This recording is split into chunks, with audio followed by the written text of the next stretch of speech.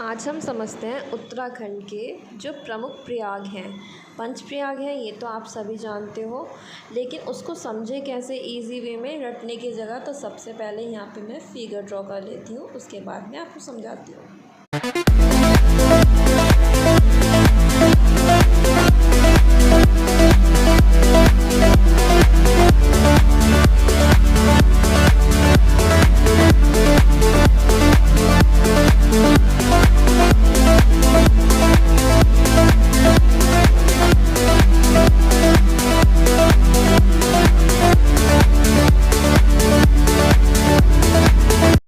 के एग्ज़ाम में जो नदियों का संगम से है और उन पे जो प्रयाग बने हैं वो क्वेश्चन आ जाता है। कभी कभार हमें नदियाँ याद नहीं रहती, तो एक सिंपल वे है इसको समझने का।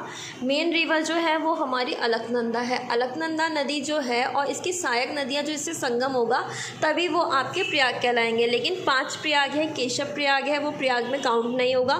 तो समझते हैं, सबसे पहले अलकनंदा नदी है, जब इसका संगम आपका सरस्वती से होगा तो ये केशव प्रयाग कहलाएगा, लेकिन इसको काउंट नहीं करते हैं। उसके बाद आपका जो पश्चिमी धौली गंगा है उसका वही जो मेन रिवर अलकनंदा है इससे संगम कहलाएगा आपका विष्णु प्रयाग, और ये पहला प्रयाग है।